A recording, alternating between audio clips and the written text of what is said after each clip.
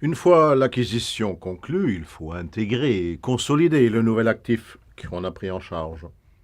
C'est une démarche laborieuse, particulièrement dans des univers culturels différents tels la France et l'Allemagne. Une intégration financière est de toute façon une période anxiogène.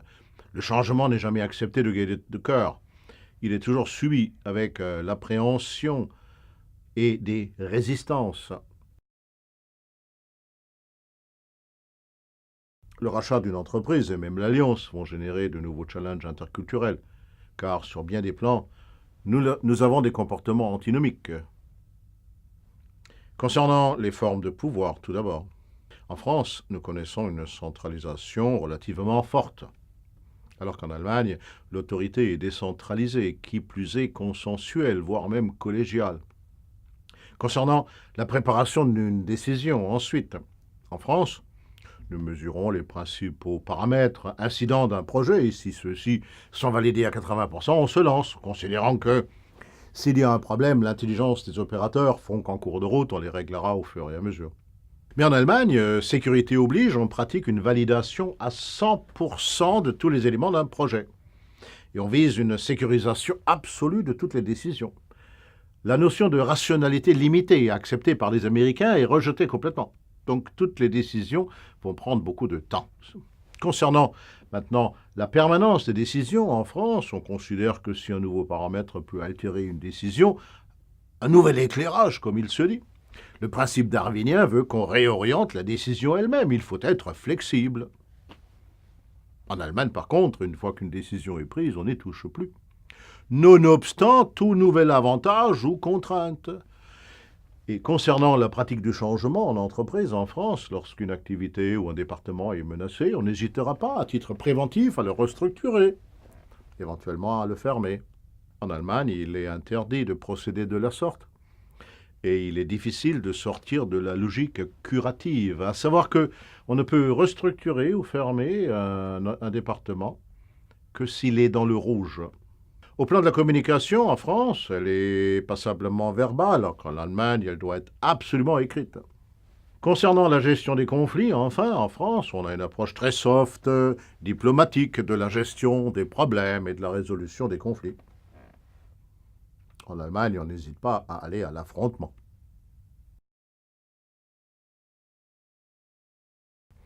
Si donc on veut éviter les phénomènes de rejet et faire en sorte que les différences deviennent des complémentarités, il faut donner aux acteurs impliqués dans la relation à l'autre maintenant une claire conscience des notions de culture d'entreprise. Il leur faut des clés pour la compréhension de l'autre et donc des séminaires de management interculturel de sensibilisation.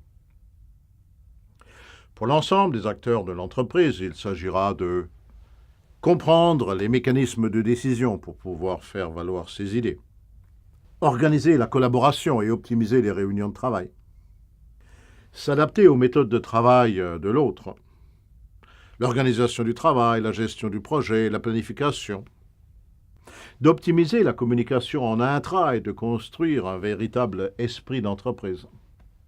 Et enfin, d'apprendre à gérer les conflits de manière positive. Ceci, c'est le tronc commun pour l'ensemble des collaborateurs impliqués, qui peut être complété par des options complémentaires. À destination de la hiérarchie tout d'abord, il s'agit de prendre en compte les différentes situations managériales et de savoir les gérer, de connaître les différents profils des collaborateurs pour s'adapter au style de chacun et aux attentes de chacun, de gérer des groupes de travail mixtes éventuellement, de piloter des projets et d'organiser la prise de décision dans l'entreprise dans le consensus, de gérer des réunions, puis de mobiliser et de motiver ses collaborateurs dans une logique dynamique. Et enfin, il y a une troisième catégorie de population, les commerciaux. Il n'est pas inutile d'œuvrer aux fins d'adapter les techniques de vente et de négociation, de passer d'une vente orientée produit en Allemagne à une vente quelque peu orientée client, et d'activer la prospection de comptes nouveaux en mettant en place des campagnes. Certes, il faut intégrer c'est l'une des contraintes pour l'obtention des synergies espérées. Mais il faut également agir prudemment en définissant une programmation réaliste sur 2-3 ans. Tout vouloir harmoniser en même temps, c'est risquer le chaos. Il faut donc prioriser ces démarches d'intégration. En fonction des synergies souhaitées, éventuellement des urgences, il faut définir la nature des services, les fonctions, les métiers intégrés en tout ou en partie, pas forcément en tout. On commencera par les fonctions stratégiques, là où il y a génération de valeur ajoutée. Pour motiver le groupe, on démontrera l'utilité des fusions par des mesures d'optimisation faciles qui créent de rapides synergies, les fameuses quick wins, comme les nomment les anglo-saxons, ceci assez rapidement, dans le délai de 6 mois. Ensuite, les achats. Il s'agit d'un plus allemand. On aura généralement intérêt à s'inspirer de leur méthode, voire carrément à leur confier cette fonction. La vente. Bien évidemment, croiser le marché, c'est un des premiers facteurs de synergie, le cross-selling. Une certaine prudence s'impose, toutefois, car si j'ai dit qu'il fallait sensibiliser les commerciaux allemands à d'autres formes de vente, généralement, ils ne sont pas en mesure d'aller sur le terrain s'ils n'ont pas eu une formation totale aux produits et s'ils n'ont pas des outils commerciaux adaptés.